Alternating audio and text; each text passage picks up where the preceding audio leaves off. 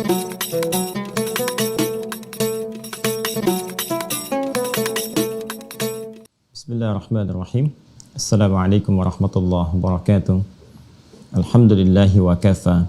Wassalatu wassalamu ala rasulillahil mustafa wa ala alihi wa sahbihi wa man wafa wa ba'd.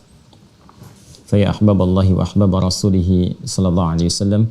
Usi nafsi wa iyyakum bitaqwallahi faqad fazal muttaqun fala tamutunna illa wa antum muslimun. Faqala ta'ala Ya ayyuhalladzina amanu taqullaha haqqa tuqatih wa la tamutunna illa wa antum muslimun. Saudara-saudariku, alhamdulillah bersyukur pada Allah Subhanahu wa taala kita kembali diberikan kesempatan untuk beraktivitas sesuai dengan ajal yang telah Allah tetapkan kepada kita semua dalam menjalani kehidupan. Semoga seluruh aktivitas yang mengiringi kehidupan kita, baik yang telah, sedang atau akan kita kerjakan, diridhai, diberkahi dan dirahmati oleh Allah Subhanahu wa taala. Kita bermohon kepada Allah semoga seluruh hamba-hamba Allah yang berkehidupan sampai detik ini namun belum beriman dimanapun dia berada, diberikan kekuatan dalam jiwa dan lisan mereka agar mampu bersyahadat sebelum wafat dan kembali kepada Allah Subhanahu wa taala. Semoga para pelaku maksiat siapapun dari manapun keadaannya, dan boleh jadi kita termasuk di antara mereka, diberikan kekuatan oleh Allah untuk bertaubat, memperbaiki kehidupan menjadi lebih mulia, dan semoga kita wafat dalam keadaan husnul khatimah. Kita akan mencoba melanjutkan pembahasan kita di pertemuan kali ini. Saat ini kita kembali kepada pengajian pokok kita, masih dalam pembahasan pokok yang kedua dalam syariat Islam, yaitu pokok ibadah. Berkenan untuk diingatkan bahwa dalam Islam ada 4 pokok utama yang harus kita maksimalkan, terutama dasar pengetahuannya, sehingga insya Allah bisa lebih baik dalam pengamalan dan penguatan di 4 bagian ini. Yang pertama adalah akidah, pokok dasar keyakinan kita sebagai insan beriman. Yang kedua adalah ibadah, implementasi dari keimanan dan komitmen kita kepada Allah Subhanahu wa taala yang menuhankan dan berkomitmen menyembahnya. Kemudian yang ketiga adalah muamalah, pancaran-pancaran kemuliaan yang dihasilkan dari panduan-panduan ibadah itu. Kemudian yang terakhir adalah akhlak, nilai-nilai kemuliaan yang menyelimuti seluruh perilaku kita dalam menerapkan konteks muamalah berkehidupan.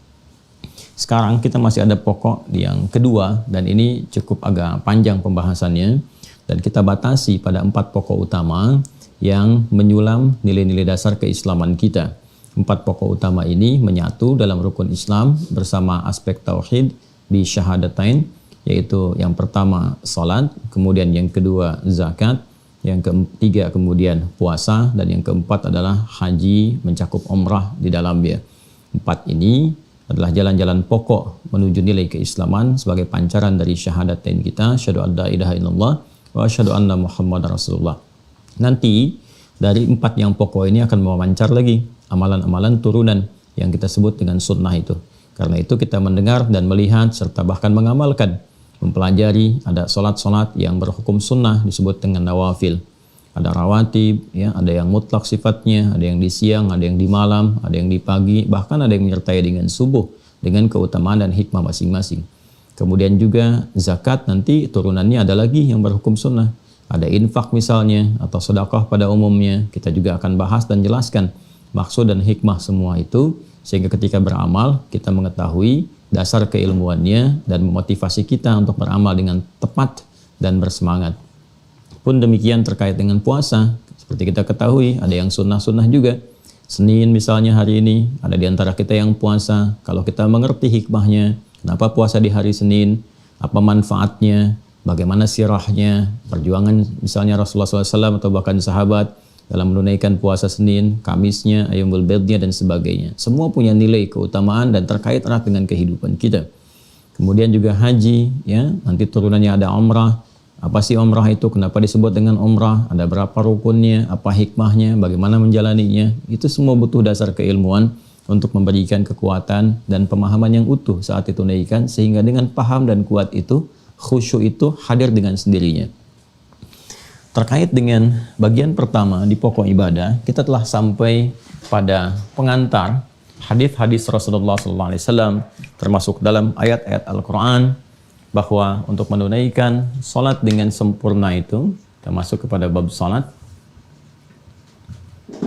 Allah Subhanahu wa Ta'ala memberikan isyarat menuju kesempurnaan ini dengan derivasi kata aqama dan juga akarnya dari kata qama, memberikan kesan kepada kita bahwa salat yang ditunaikan, satu, didorong, diarahkan oleh Al-Quran untuk ditunaikan secara sempurna. Dan menariknya, kesempurnaan ini mengikat kepada 3 bagian utama dari anatomi manusia. Baik sempurna penunaiannya secara fisik. Ingat, ini dasarnya ya. Karena kajian kita, pembahasan kita akan mengacu pada dasar-dasar pemahaman, baik terkait dengan caranya, maknanya, pun demikian hikmahnya. Di hikmah itu nanti ada makna filosofisnya, pengetahuan-pengetahuan dasar yang dengan mengetahui itu pancaran-pancaran ibadah ditunaikan dengan sempurna dengan 3 pendekatan utama. Fisikal, ditunaikan secara sempurna dari sifat fisiknya, karena itu nanti ada gerakan-gerakan yang diatur betul. Harus seperti itu cara menunaikannya, semaksimal mungkin kita bisa lakukan.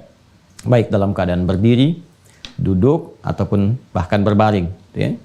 Kemudian juga ada yang terkait dengan akal. Nanti turunannya ada pikiran di sini. Ya, bagaimana kita bisa mengarahkan pikiran kita untuk mensupport sholat kita saat kita menunaikan dia. Karena jangan-jangan tangannya, fisiknya bergerak, mengangkat, lisannya berkata, kan, Allahu Akbar, tangan bergerak, tapi pikirannya kemana-mana.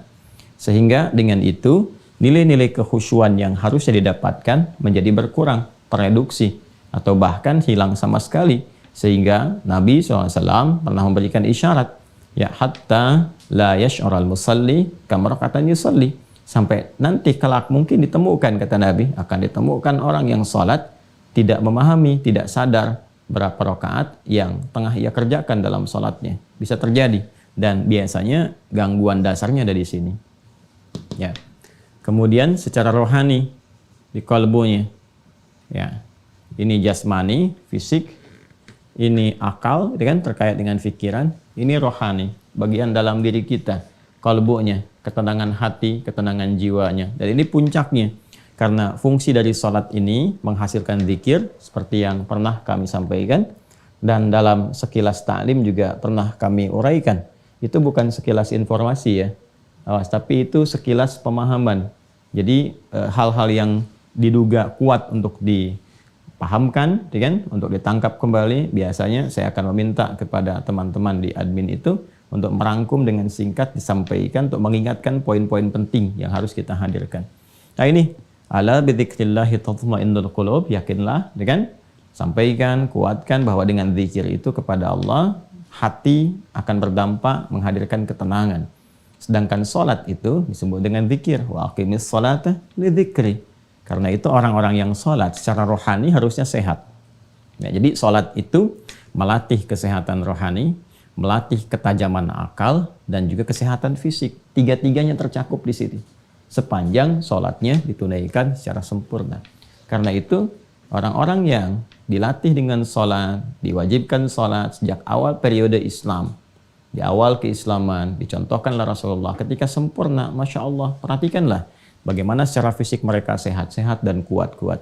Jadi mengaji sirah itu saya menyarankan untuk menekankan itu semua. Sehingga kita bisa mengetahui bagaimana profil para sahabat itu, kekuatan mereka. Jadi kayak kita baca ya, saya misalnya ambil yang paling tinggi tingkatannya saat dalam medan perjuangan misalnya, ya ketika ada tuntutan-tuntutan militer yang menghadirkan mereka untuk berpartisipasi, itu kayaknya biasa gitu.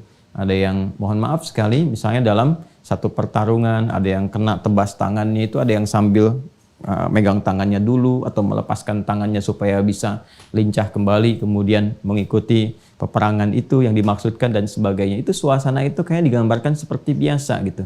Dan itu tidak mudah mendapatkan kekuatan-kekuatan demikian.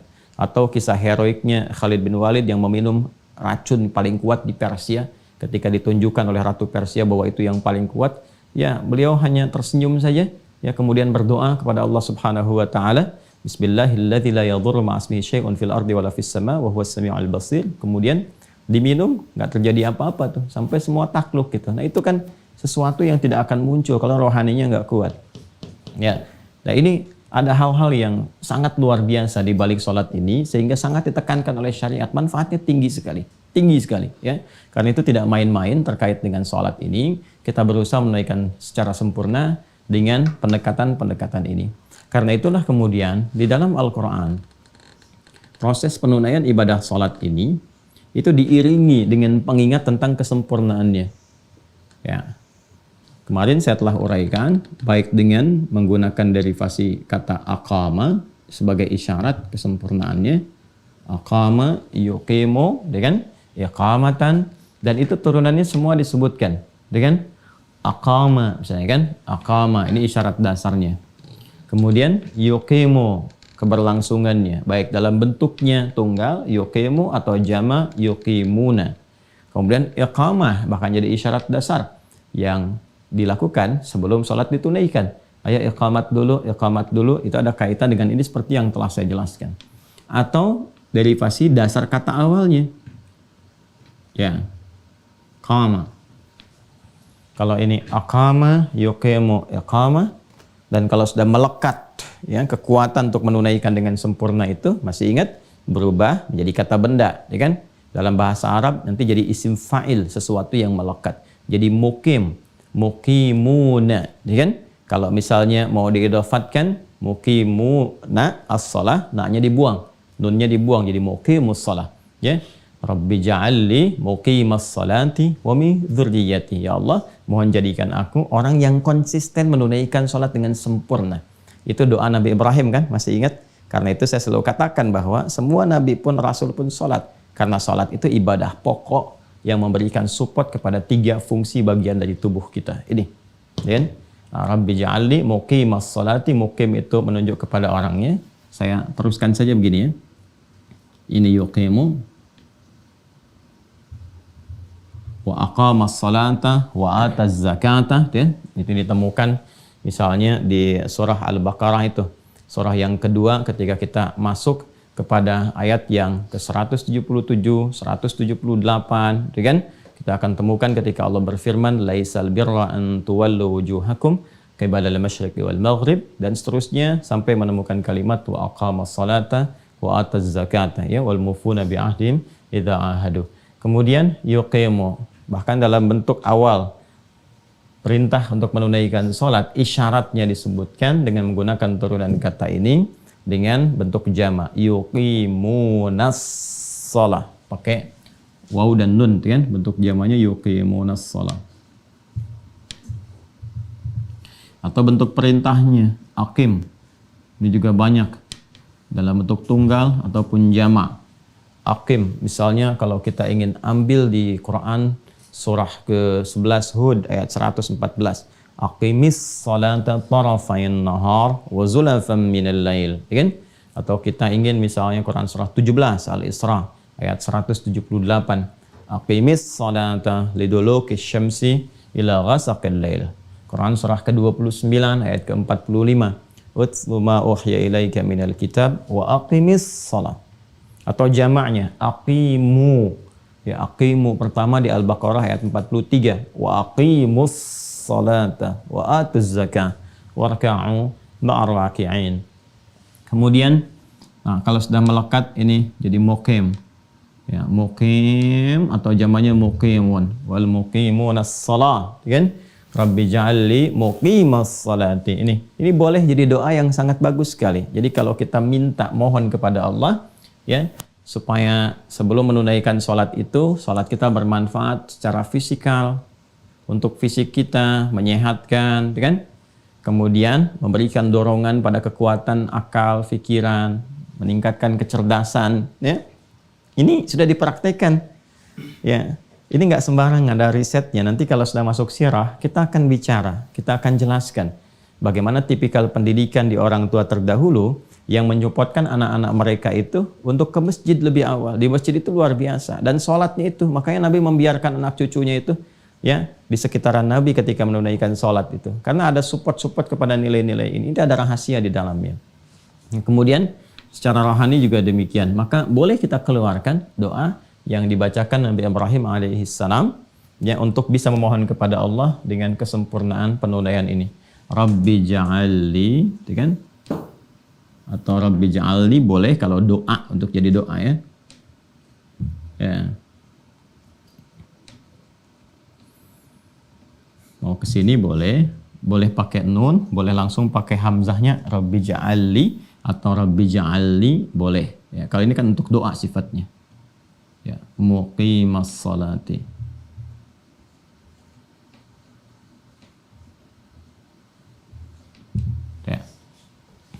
Terus ke anak cucu, wa min dzurriyyati. Ya. Kalau seperti ini, Rabbi ja'alni, gitu kan? Rabbi ja'alni. Jelas ya? Rabbi ja'alni, ya Allah, jadikan aku. Kalau kita menggunakan Rabbi ja'alni, ya, Ali ke sini. Nah, jadikan untukku, gitu kan? Jelas ya? Jadikan untukku. Rabbi ja'alni, gitu kan? Jadikan aku. Kalau ke sini Rabbi ja'alli, jadikan untukku. Jelas ya? Nah, kalau yang ini kita minta kita menunaikan sholatnya dengan sempurna. Kalau yang bawah, jadikan kesempurnaan sholat itu melekat pada diriku. Ya, indah sekali bahasa Arab itu. Jelas ya? Nah, jadi setelah kita tahu ini, turunkan ini, nanti dicek-cek lagi ya ayatnya ya, yang tadi saya sampaikan terkait dengan ini. Yang ini semua hakim dan seterusnya ya, dicek apa yang saya sampaikan tadi supaya ada turunan-turunan. Ya, ini sudah tadi saya contohkan yang ini ya, di Quran surah ke-11 ayat 114, Quran surah ke-17 kan? Ayat 78, kemudian juga 29 ayat 45, ya, Al-Isra ayat 78, Al-Ankabut ayat 45 dan turunannya. Untuk minta doanya, jadikan ini seperti Nabi Ibrahim memohonkannya. Kalau kita keluarkan dalam bentuk doa, bisa dengan dua cara. Ini memohon kesempurnaan untuk diri kita, atau menjadikan kesempurnaan melekat pada diri kita dan keturunan kita. Jelas ya? Ini doanya nih. Di Quran tuh lengkap sekali. Lengkap, Masya Allah. Dijelaskan, diberikan doa. Nanti setelah paham ini, baru kita masuk ke tahap pelaksanaannya. Kalau kita ingin mengeksekusi ini semua, maka derivasi katanya berubah nanti, berpindah diksinya ke sini, ke kata koma dan turunannya. Saya ulang ya. Kalau bicara isyarat ke sini, isyarat penguatan, karena manfaat sholat itu banyak terkait dengan fisik, akal, termasuk rohani, baik dunia, alam kubur, ataupun juga sampai ke akhirat. Saya sudah pernah jelaskan, di dunia 5 manfaat, di alam kubur kita terjaga, di akhirat sebagai amal pertama yang ditimbang, yang menentukan kualitas amal yang lainnya, seperti pernah diuraikan.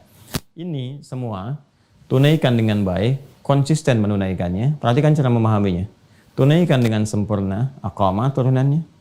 Konsisten dalam menunaikan kesempurnaan itu, berlangsung terus-menerus, yokemona. Diperintahkan untuk mengingatkan kepada kita saking pentingnya kesempurnaan ini. Kalau sudah konsisten, lekatkan itu pada diri kita. Minimal support dulu dengan doa supaya kita bisa memiliki kekuatan yang Allah berikan untuk bisa menunaikannya dengan baik. Kalau ini sudah terasa hadir motivasinya. Jadi misal setelah diuraikan ini kita memiliki dorongan kuat. Saya pengen sempurna, saya pengen seperti orang-orang dulu yang sholatnya bagus sehingga menguatkan fisik.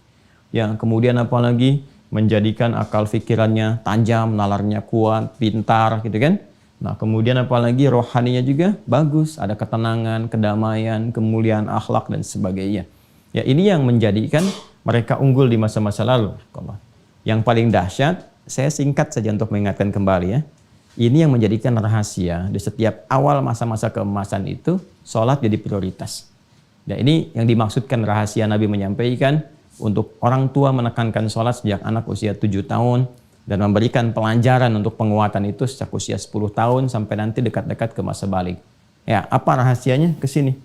Supaya anak itu tumbuh menjadi anak-anak yang kuat fisiknya, yang nalarnya kuat, pintar, gitu kan? Kemudian juga memiliki kekuatan rohani yang sangat luar biasa. Kalau benar, ya, ini ditunaikan secara sempurna. Ketika ini akan ditunaikan, dilaksanakan, maka pelaksanaannya secara teknis memindahkan diksinya dari kata aqama ke sini, qama. Dan menariknya memberikan isyarat kepada kita keterkaitan dengan ini semua. Kalau Anda ingin menunaikannya dengan sempurna dan siap akan melaksanakannya, mengeksekusinya, maka lakukan langkahnya sebagai berikut. Indah sekali di Quran tuh. Stepnya itu jelas gitu, kelihatan. Nah, ini nggak mungkin rekayasa manusia, nggak mungkin dibuat-buat Nabi. Kalau bukan petunjuk Allah ini mustahil bisa begini. Setiap katanya jelas, penuh hikmah. Ya tersusun dengan sangat sempurna. Lalu sistematis gitu, berpindahannya itu. Masya Allah. Anda bisa merasakan kenikmatan ini kalau memahami di turunan-turunan bahasa gitu ya. Di fikih lughah terutama dengan turunan ilmunya. Nah sekarang kita akan memulai ini semua. Kemudian kita harus melihat petunjuk. Karena ini ibadah. Ibadah itu adalah pancaran iman. Iman itu keterkaitannya dengan Allah Subhanahu wa Ta'ala. Yang prakteknya dituntut oleh Rasulullah. Maka kita harus lihat petunjuk dari Allah seperti apa menunaikan ini dengan sempurna. Tadi saya katakan, kalau kita akan mengeksekusi, jika Anda ingin mengeksekusi ini, jika itu bahasa Arabnya idza. Idza itu jika, apabila. Ya. Mulai mengeksekusi ini, mengimplementasikannya, mengamalkannya. Ya, ini untuk kata ketiga. Ya, orang ketiga idza qama atau idza qamu. Ya, ada dalam di Al-Qur'an bentuknya misalnya bentuk jamak dari kata qama menggunakan bentuk jamak berarti qamu. Misal orang munafik ketika disifati ingin menunaikan sholat itu pun bermalas-malasan, dengan malas-malasan hanya untuk kepentingan dunianya aja. Kalau nggak ada kepentingan dunia, ya nggak akan sholat. Itu karena ada kepentingan dunia terpaksa sholat. Ya. Misalnya untuk mencitrakan sesuatu, ada keinginan sesuatu, ya ingin diketahui masyarakat, maka mulai mengenakan perangkat-perangkat seperti orang akan hendak sholat, pakai peci, pakai macam-macam, pakai mukena, hanya untuk mencitrakan saja dan sebagainya. Itu ada sifatnya di Quran surah keempat An-Nisa ayat 142. Innal munafiqina yukhadi'una Allah wa huwa khadi'uhum wa idza qamu, idza tuh pakai idza. Wa idza qamu ilas salati qamu kusala. Dan mereka pun bila kelihatannya seperti hendak menyempurnakan sholat, ya saking hendak sempurnanya pakaiannya disesuaikan gitu kan. Nah padahal itu cuma malas-malasan aja karena ada tuntutan-tuntutan duniawi yang sesungguhnya mereka ingin kejar. Penyakit nifak itu yang menjadikan orang munafik kan dorongannya duniawi sifatnya, memenuhi nafsu atau memenuhi bisikan-bisikan setan. Ya, itu yang jadi persoalannya. Setan kan meresapkan dunia supaya nggak ingat akhirat. Kan lawan akhirat itu kan dunia. Walal akhiratu khairul laka minal ula, gitu kan? Nah itu lawannya. Jadi diresapkan ke situ kepentingan dunia. Ingat ya, kalau Al-Quran tidak langsung memberikan nama, tempat kejadian kapan dan seterusnya, maka rumus tafsirnya adalah kejadian dimaksud akan nampak di setiap masa dengan cara pengemasan yang berbeda-beda. Tokohnya pun bisa berbeda, tapi intinya sama. Menjadikan sholat itu sebagai dari kamuflase kehidupan untuk mendapatkan citra-citra dunia atau kepentingan materi tertentu. Anda akan dapatkan. Ya, kalau sudah begitu kita bisa lihat saja dalam kehidupan. Ya, musim-musim kampanye misalnya, nanti Anda akan melihat apakah benar orang sholat atau cuma sholat-sholatan. Ya, dan seterusnya. Musim-musim untuk mendapatkan ya promosi ataupun harta benda tertentu. Oh ini proyeknya dari orang soleh nih, harus kita kelihatan sholat juga. Jumatan aja sekalian supaya kelihatan juga kita pun sholat dan sebagainya. Nah ini ya, ada dosen nih, bagus. Dosennya senang. Kalau mahasiswanya itu senang ke masjid. Makanya cepat datang ke masjid supaya dosen juga ngelihat. Nah itu ya penyakit-penyakit yang menyertai. Saya ingin tunjukkan maksud saya, penerapan yang harus digunakan pada yang tepat, tapi masih dikamuflasekan juga. Itulah strategi setan itu luar biasa. Luar biasanya pada keburukan, tak layak kita puji. Ya, seharusnya kita hindari dengan kuat. Wa idza qamu, ini turunannya dalam bentuk yang negatif dan sifatnya jamak. Secara singkat, kalau ini ingin dieksekusi, maka gunakan kata idza. Kemudian kalau kita ingin beralih pada kata ganti yang kedua, ya, Anda, kemudian kalian, ya, Anda, kalian. Maka kita gunakan di sini seperti pernah saya sampaikan, tambahkan ta. Ya, ingat ya, disingkat dari anta. Ya kan, anta, jadi an-nya dibuang, tinggalkan ta-nya di sini.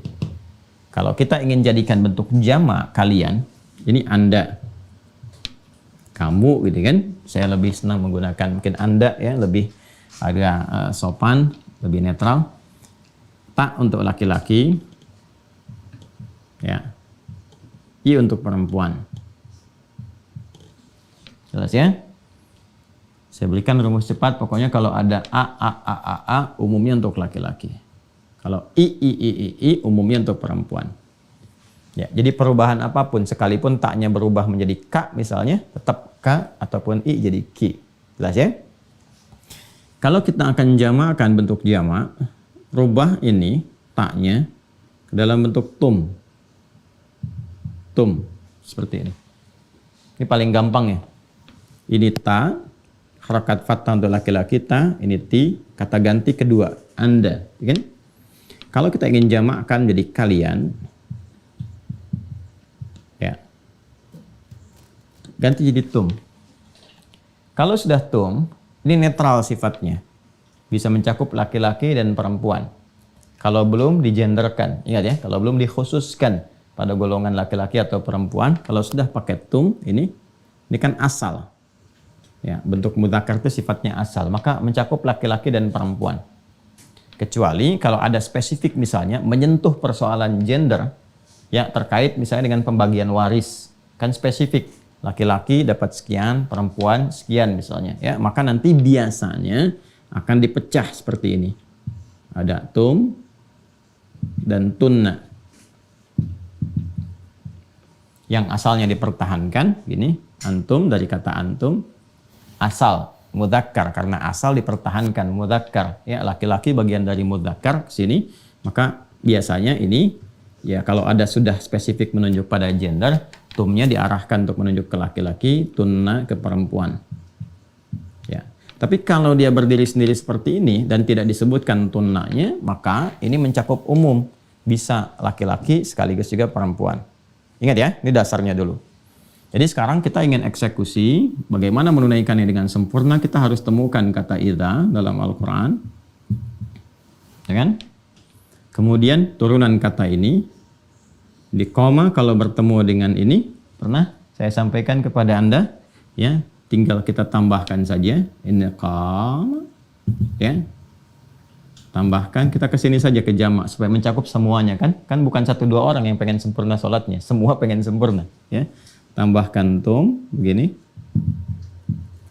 Kalau ini ditambahkan, maka kaidah dasarnya kan begini, kaidah dasarnya. Kalau 3 huruf, ya kan? 3 huruf, huruf pertengahan harus mati seperti ini. Ya kan? Nah, ini udah mati sendiri gitu. Udah mati, mau ditambah sukun lagi maka nggak efektif. Karena itu kalau ada huruf mati, jadi mati lagi posisinya, di bahasa Arab itu hilangkan sekalian. Ya, ini kan asalnya wawu kalau di ilmu ilat itu, dihilangkan sekalian. Ya. Udah ya, ini asalnya wawu, nanti ada proses ilat jadi alif. Ya, ini panjang kalau belajar shoraf, agak panjang pembahasannya. Jadi secara singkat saja Anda ikuti ya. Ya. Jadi idza, terus ini koma kan tadinya begini kan? Ya kan? Nah, ini kan harus mati nih. Tapi ini sudah mati. Jadi kalau udah mati kasih sukun lagi gitu, nggak ada faedahnya, maka dibuang sekalian. Nah, seperti ini. Kemudian ini turunkan ke sini, jadi sudah alifnya hilang. Nah, mimnya masuk ke sini, tinggal qaf ya. Nah, karena ini ini untuk menyesuaikan dengan alif. Tapi ini asalnya wawu. Dari kata qawama asalnya. Qawama asalnya. Ini menjadi koma. Ya. Karena itu, karena ini wawu kesesuaiannya, kalau dia dihilangkan kembali ke sifat huruf wawunya. Wawu dekatnya ke dhammah. Alif dekatnya ke fathah. Ya dekatnya ke kasrah. Kan? Nah, ini ada harakat nanti alif dengan fathah, kasrah, dhammah. Nanti itu ada pasangannya masing-masing. Pasangannya ayu nanti ya.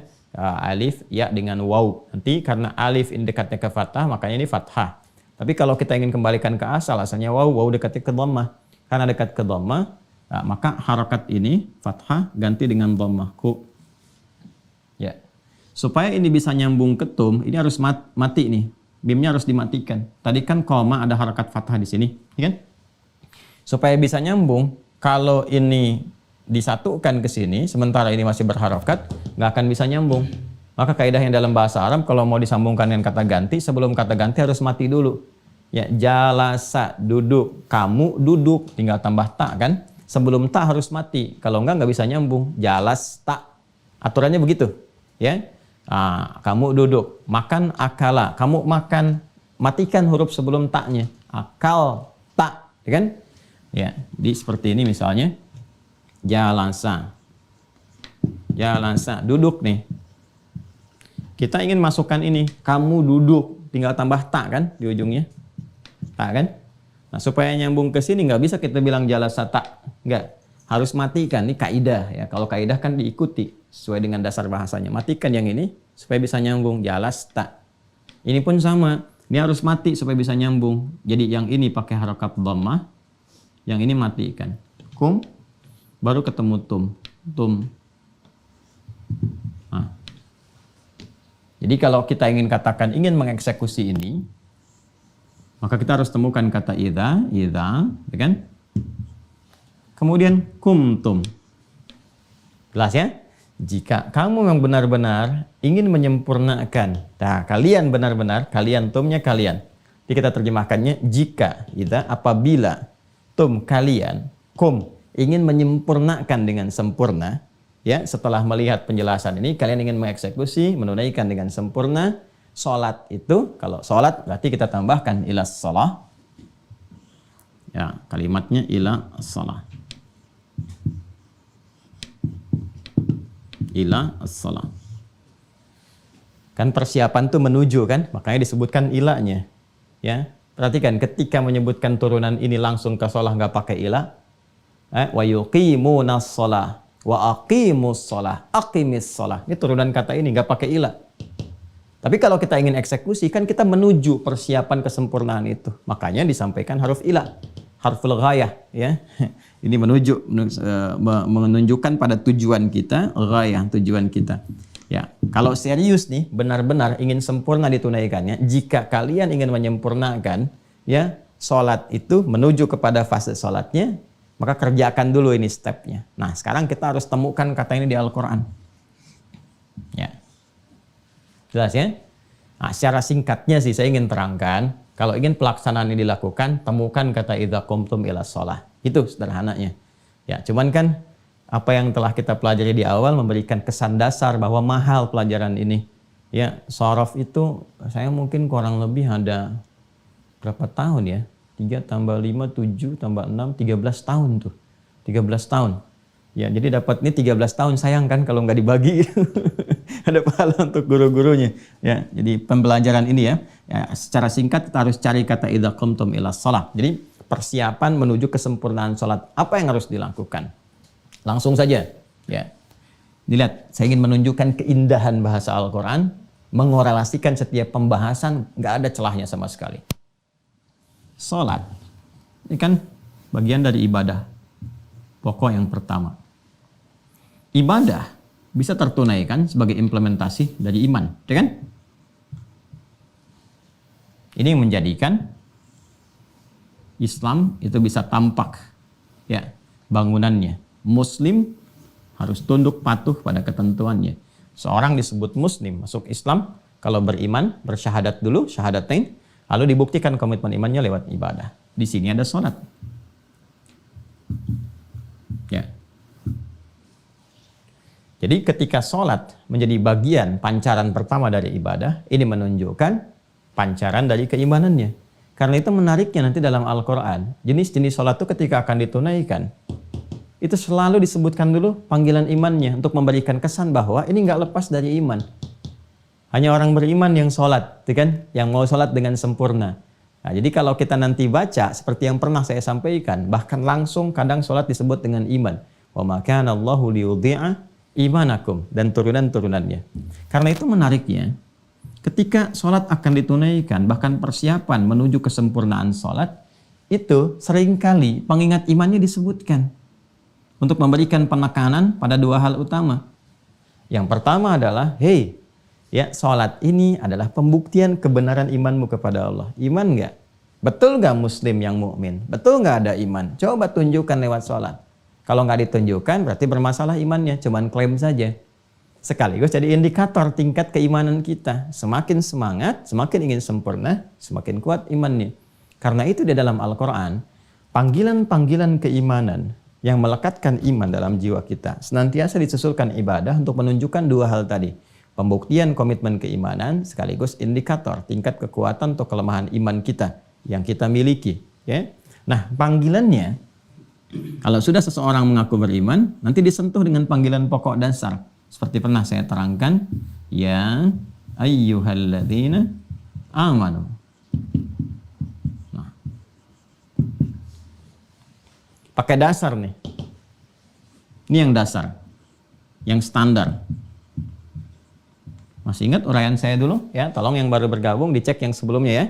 Kalau sudah menunjukkan kepada konsistensi atau keberlangsungan, kontinuitas dulu. Kalau sudah pada kontinuitas, pakai bentuk mudhari, yuqimun. Dengan bentuk jamak kita samakan. Kalau sudah menunjukkan kepada bentuk konsistensi yang melekat, maka menggunakan kata benda, sim fa'il, muqimun. Ya, tuh ini. Ingat ya. Ini yuqimun ke sholatnya, muqimun ke penunaiannya. Kalau turunan amanu jadi yu'minun, yu'minun. Yang ini jadi mu'minun. Ini konsistensi. Ini ke sini arahnya. Jadi saat akan dipanggil penunaian sholat, kalau menggunakan kata standar, itu sebetulnya panggilan yang sifatnya menyentuh sekali. Ya, seakan-akan ingin memberikan kesan kalau dipanggil ya ayyuhalladzina amanu, belum pakai yu'minun ya, apalagi mu'minun. Ya, kalau masih pakai yang ini, itu akan memberikan kesan. Ya, coba cek deh iman kamu, standarnya masih ada nggak? Jadi kalau ada orang dipanggil dengan ini dan tidak menunaikan ibadahnya, ya, tidak menunaikan ibadahnya, berarti di level standar pun nggak nyampe keimanannya. Ya, puasa kan pakai panggilan iman ya ayyuhalladzina amanu, ya kan? Ini menarik sekali. Nah, karena itu yang paling dahsyat kalau ngajinya ditambah lagi, ngajinya tambah lagi. Ini ya, ya-nya misalnya disebutkan 360 kali dalam Al-Quran. Ayyuha disebutkan 150 kali. Alladzina disebutkan 1080 kali. Ini buat manggil yang dekat, menengah, atau jauh. Ini ayyunya munada, buat taukid. Ini kalau kita ngajinya mau ditajamkan lagi, haknya tanbih, pengingat. Ini isim mausul mencakup keseluruhan, ya, tanpa meninggalkan celah atau bagian dari siapapun, dengan mencakup semua statusnya secara komprehensif, holistik sifatnya. Yo, kalau kita mau bacakan ini keseluruhan, ya ayyuhalladzina amanu, hei semua pemilik iman tanpa kecuali, semuanya, besar, kecil, tua, muda, status sosial apapun yang melekat, sepanjang dia merasa punya iman. Cek imanmu, standar imanmu itu, ya kan? Ya, aku tegaskan ya, penguat. Ayu, ya ayu. Aku ingatkan ya, hei semua tanpa kecuali, baik yang merasa dekat dengan Allah, atau yang tengah-tengah, atau merasa sedang jauh dari Allah karena sedang maksiat. Ya, itu saking indahnya Allah masih disapa. Merasa nggak masih punya iman? Walaupun Anda merasakan saya nggak sempurna, saya melakukan keburukan, berbuat maksiat ini, tapi Anda mengaku Muslim nggak, kata Allah? Kalau masih mengaku Muslim, kalau masih mengaku beriman, kerjakan nih ibadah ini. Ibadah ini akan menjadikan yang jauh jadi menjadi mendekat, atau minimal pada tengah-tengah. Yang semakin dekat semakin lekat lagi. Dipanggil. Ini menunjukkan bahwa semua ibadah itu disebutkan korelasinya, terkorelasikan dengan sumber imannya. Nggak ada yang lepas. Nah, karena ini prinsip dasar, apalagi kalau mau kemudian diarahkan pada kesempurnaan.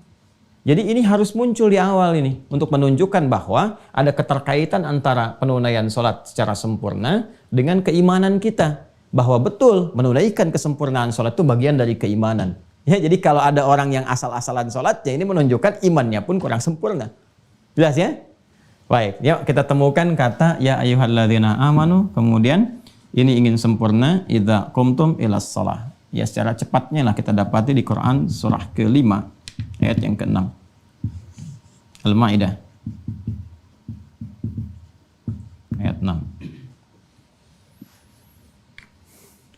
Pelan-pelan ya, karena ini kan kita ngaji terkurikulum. Kalau ngajinya lepas, saya tinggal sampaikan saja pada Anda. Buka Quran surah 5 ayat 6. Di sini kita memulai, selesai.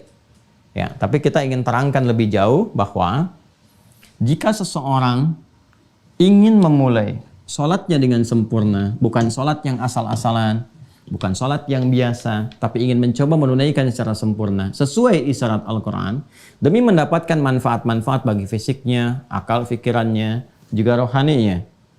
Ini sekaligus juga membuktikan kebenaran imannya. Ya, jadi orang-orang yang benar imannya, maka dia akan terdorong untuk menyempurnakan sholatnya. Maka Allah panggil kita di Quran surah ke-5 ayat ke-6. Ingat, ayat ini untuk kita ya. Allah sedang berbicara kepada kita, menyampaikan kepada kita lewat firman-Nya. Dan dibacakan lewat lisan kita sehingga langsung terasa pada jiwa kita. Itulah keindahan Al-Quran. Di firman-Nya langsung kita bacakan, hanya bacanya harus pakai ihsan. Kalau pakai ihsan itu lain baca Qurannya. Ya. Makanya secara bahasa pun, secara pembacaan pun kan ada tahsin, memperbaiki bacaan. Nah, memperbaiki rohaninya pakai ihsan. Merasakan bahwa ketika membaca itu, ayat itu untuk kita. Allah sedang mengkhitab kita. Ya, kalau perasaan itu hadir, kejiwaannya beda sentuhannya. Jadi bukan sekedar baca begini, tidak. Rasakan bahwa ayat ini untuk kita. Allah sedang menyapa kita, menyampaikan kepada kita. Ihsan an ta'budallaha ka'annaka tarahu fa illam takun tarahu fa innahu yarak.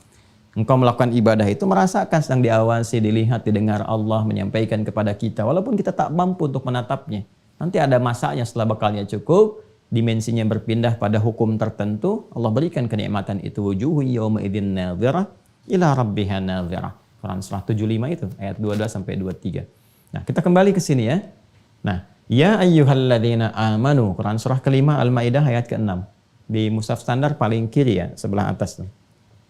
Ya ayyuhalladzina amanu, hey semua orang yang telah menyatakan beriman tanpa kecuali. Perhatikan cara menerjemahkannya. Hey semua orang yang telah menyatakan beriman tanpa kecuali. Baik mereka keadaannya merasa dekat dengan Allah, kalau dekat kan termotivasi rajin ibadah. Atau standar saja di tengah-tengah, kalau ada kewajiban dikerjakan, di luar yang wajib belum tentu dilakukan. Atau sedang jauh karena merasa berbuat maksiat. Itu dipanggil dengan huruf yang sama. Seakan-akan Allah memberikan peluang yang sama kepada setiap hamba untuk memperbaiki keadaan dirinya. Ya? Kata Allah, ayyuha. Aku ingatkan ya, ha. Aku tegaskan ya. Ayu pakai taukid untuk semuanya. Cek imanmu. Jika kalian ingin menyempurnakan iman kalian, mengecek kesempurnaan iman, menunjukkan iman kalian masih ada, yuk sempurnakan ibadah salat itu. Idza qumtum ilas shalah. Nah, kita bertanya bagaimana caranya ya Allah? Maka dijawab, idza qumtum, apabila kalian. Tadi kan cara menerjemahkannya sudah masuk ke terjemahan tafsir. Idza, apabila kalian. Tum. Ya, kumnya ingin memulai menyempurnakan. Ada isyarat kita ingin mulai menyempurnakan. Ilas shalah, menuju salat itu berarti prosesnya dimulai pra. Ya, ini kesempurnaannya dimulai pra salat. Masih ingat kemarin saya sampaikan kan, kita akan membahas dari 3 pendekatan. Pra, kemudian sedang saat dimulainya, dan pasca. Pra salat, sedang salat, pasca salat. Baik. Ini dimulai dengan fase sebelum salat. Pra itu sebelum salat. Karena itu menggunakan huruf ila. Ya. Ila itu harful ghayah, huruf yang menunjuk kepada satu tujuan. Ya, minal bidayah ilan nihayah, dari awal kepada ujungnya. Jadi kita ini diantarkan pada ibadah awal yang mengiringi proses pelaksanaan sholat ke sini. Maka dimulainya dari sini. Jadi bukan termasuk bagian dari proses penunaian ya. Proses yang ditunaikan disebut dengan rukun ya. Tapi mengikat menjadi syarat penunaiannya. Ya, itu disebut syarat nanti. Jadi ada rukun, ada syarat. Ya, kalau rukun itu bagian yang masuk dalam proses sholat, dihitung mulai berlaku proses sholatnya dari awal sampai akhir. Nanti ada 13 saat masuk baru kita kaji itu. Ya. Nah, tapi kemudian ada yang menentukan kesempurnaan sholatnya walaupun tidak menjadi bagian langsung dari proses penunaian sholatnya. Itu syarat namanya. Di syarat itu menentukan ya sah tidaknya satu perbuatan walaupun tidak menjadi bagian langsung dari perbuatan itu. Terkait dengan sholat ini Allah sampaikan kalau kalian ingin sempurna, tunaikan itu di awalnya sebelum menunaikan sholat, dia akan berpengaruh kepada sah tidaknya sholat. Jadi kalau nggak ditunaikan amalan ini, sholatnya tidak sah walaupun rukunnya benar. Jelas ya? Ini sangat menentukan. Idza qumtum ilas shalah, apabila kamu ingin menunaikan secara sempurna, ya, fase menuju sholat itu, maka dimulai dengan apa? Faghsilu wujuhakum wa aydiyakum ilal marafiq wamsahu bi ru'usikum wa arjulakum ilal ka'bain. Baik, dan seterusnya ayat. Proses ini nanti disebut oleh Rasulullah SAW dengan nama proses wudu. Wudu. Ini dia. Maka mulailah dengan membasuh wajahmu, faghsilu wujuhakum wa aydiyakum ilal marafiq, tangan sampai dengan ke siku. Wamsahu bi ru'usikum, usaplah kepala kalian. Wa arjulakum ilal ka'bain, kemudian kaki sampai dua mata kakinya, itu kan? Itu yang pokok-pokoknya kata Al-Qur'an. Terus sampai ma yuridullahu liyaj'ala 'alaikum min haraj walakin yuridu liyutahhirakum wa liyutimma ni'matahu 'alaikum la'allakum tashkurun, sampai ke ujung ayatnya, ya kan? Ini proses semua ini pas fase menuju kesempurnaan sholat sebelum ditunaikan harus mengerjakan ini dulu. Jadi kalau ini nggak dikerjakan nggak sempurna sholatnya. Kan pengen sempurna. Indah ya kaitannya. Jadi masya Allah jelas sekali. Kalau kamu ingin mulai sempurna, sempurnakan dulu yang ini. Kalaupun kamu benar dari takbir sampai dengan salam, kan kemarin sholat definisinya dibuka dengan takbir, diakhiri dengan salam. Benar takbir salamnya sampai nangis-nangis bacanya. Cuma ternyata nggak wudhu, nggak sah.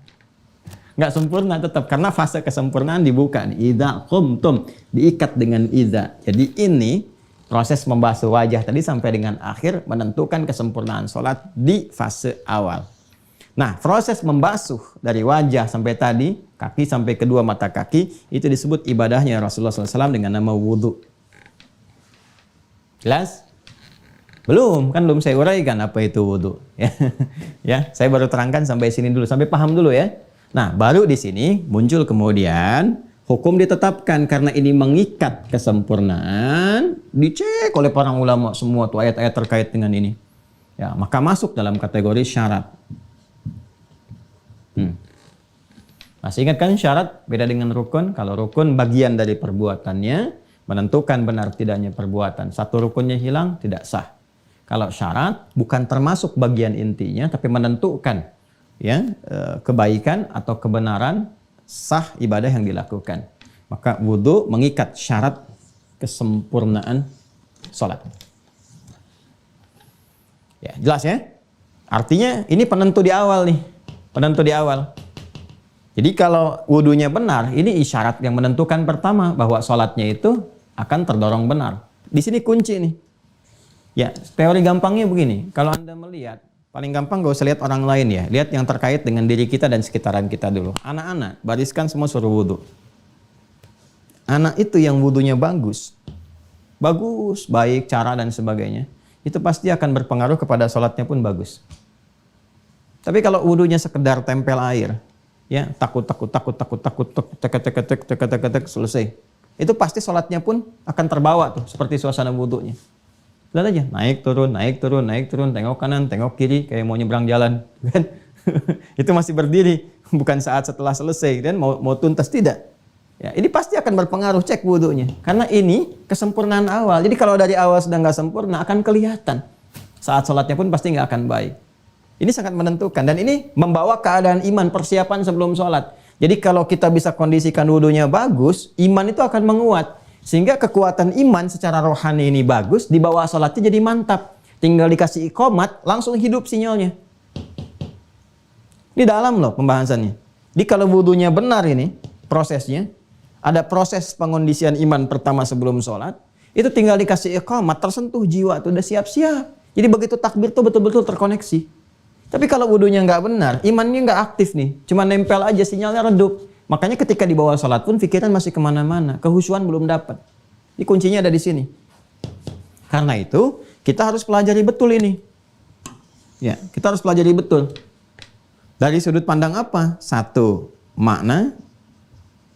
Harus tahu dulu apa sih itu wudu. Kenapa disebut wudu? cara baik terkait dengan perbuatan ataupun bacaan. Ya. Perbuatan, ada gerakan-gerakan kah atau apa yang dikerjakan ataupun bacaan. Kemudian hikmah. Ya. Dengan hikmah ini kita bisa mengetahui korelasi antara perbuatan ini, amalan ini, wudhu dengan ini, dengan iman. Dan akan dibawa kepada pengantar sholat yang ditunaikan secara baik. 3 pendekatan ini harus kita lakukan. Bermasalah wudhunya, bermasalah sholatnya. Masih ingat ketika saya sampaikan kisah Khalad bin Rafi Az-Zuraiqi yang dasarnya ada di Sahih Al-Bukhari, ya, nomor hadis 757, juga di hadis Muslim nomor hadis 397. Saya sebutkan karena kemarin sudah kita cek kan, ya, dari sahabat Abu Hurairah. Kan versi lengkapnya ketika Khalad ini diminta mengulang sholatnya, kemudian meminta kepada Rasulullah untuk mengajarkan sholat yang benar. Apa kalimat nabinya? Idza qumta, tuh. Idza, pakai idza. Idza qumta, jika engkau ingin memulai menyempurnakan sholatmu, ya kan? Fa'asbighil wudu, yang disebutkan wudunya dulu. Sempurnakan dulu wudumu. Famastaqbilil qiblah, baru menghadap ke arah kiblat, baru dimulai sholat. Jadi ini fase awal. Jadi kalau sudah wudunya tidak tepat, maka sholatnya pun diduga tidak akan benar. Hanya formalitas saja untuk menggugurkan kewajiban. Itu masalahnya. Nah, sekarang kita akan masuk ke sini. Apa itu wudu? Kan? Kemudian bagaimana cara mengerjakannya? Apa hikmahnya? Sampai di titik ini dari awal pembahasan. Bisa dipahami ya? Baik, alhamdulillah. Kalau belum jelas, putar lagi videonya dari awal sampai paham.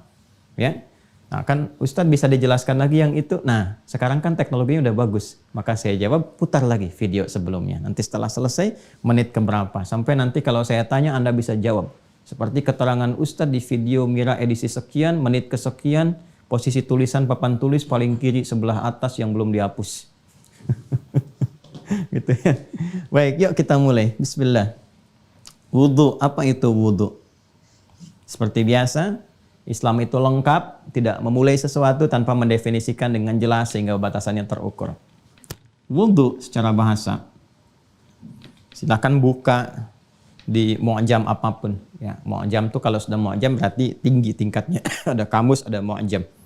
Ya, referensi-referensi untuk menunjukkan kepada kita tentang asal usul makna sesuatu dalam bahasa Arab. Lisanul Arab kita punya. Dan Lisanul Arab itu menggabungkan 7-9 kamus. Mukhtarus Sihah itu karangan Ar-Razi, bagus juga. Lisanul Arab karya Ibnu Manzur. Mukhtarus Sihah itu karya Ar-Razi. Dan ada Al-Misbahul Munir karya Al-Fayyumi, itu standar. Kalau udah dapat itu bagus. Ya, kalau ada kaitan sama fikih mungkin Al-Misbahul Munir itu bisa langsung. Ya, itu yang standar 1 jilid tapi bagus sekali sih. Yang lainnya banyak nanti bisa Anda dapatkan juga. Ya, yuk sini ya. Al-wudu. Tentu kalau kita ingin gali secara tinjauan fikih, maka kebahasannya dari kata tawaddu'a, ya tawaddu'u. Tawaddu'a. Ya tawaddu'u. Ya tawaddu'u. Sudah? Karena wudu ini nama bagi sebuah ibadah yang ditetapkan oleh syariat. Ingat ya, ini bukan istilah kebahasaan standar, tapi sudah menggunakan istilah kebahasaan dalam bentuk syariat. Kalau sudah syariat, artinya ini hanya dimiliki oleh orang Islam. Makanya di luar Islam nggak ada wudu. Silahkan cek. Ya, karena itu kalau Anda mengembalikan ini pada definisi kebahasaan, Anda hanya akan temukan wudu ini namanya ismun. Ya, nama yang dilekatkan memang pada satu praktek ibadah yang terambil derivasi katanya dari kata ini. Ya, derivasinya ada, tapi sudah jadi nama yang melekat pada nilai keislaman. Sama dengan takwa, sama dengan iman. Iman itu istilah-istilah Islam. Ya, istilah Islam sebetulnya. Iman, ihsan, takwa, ya kan? Jadi kalau ada di keyakinan-keyakinan selain Islam, kemudian membawa syiar ini, ya mari kita ibadah untuk meningkatkan iman dan takwa. Itu patut bersyukur. Artinya sedang mau mendekat kepada Islam. Karena ini bukan bahasa Arab standar. Ya, di masa-masa jahiliyah nggak ada meningkatkan takwa. Ya, walaupun derivasi katanya dari kata ittaqa dan asal katanya dari kata waqa, ada asal katanya. Tapi ketika menjadi nama tertentu khusus dilekatkan. Ya, seperti kita lah saat ini misalnya ada nama-nama tertentu untuk produk tertentu, walaupun digali dari huruf-huruf ya ditemukan. Oh, tapi kalau yang ini produknya ini untuk nama ini jelas. Ya. Baik. Ini iman, ihsan misalnya, ihsan. Meningkatkan iman dan takwa itu bukan bahasa Arab standar, itu sudah bahasa Arab syariat yang dilekatkan pada kata-kata yang terkait dengan apa? Kosakata Islami. Jadi kalau sudah ada misalnya di satu keyakinan lain selain Islam sekali lagi yang mengajak pemeluknya untuk meningkatkan iman dan takwa, itu umat Islam patut berbahagia. Artinya apa? Artinya ini sudah mendekati nilai-nilai keislaman nih, ya. Tinggal syahadatnya untuk kita jelaskan dan seterusnya dengan cara yang baik, ya, dengan cara yang elok, yang mulia sehingga memahamkan. Agama itu bukan memaksakan tapi memahamkan. Setelah paham diberikan kebebasan. Masya Allah itu demokrasi sekali ya, demokratis sekali pilihan-pilihan. Ya, kalau mau dibawa ke syiar itu ya sungguhnya ke sini lebih utama.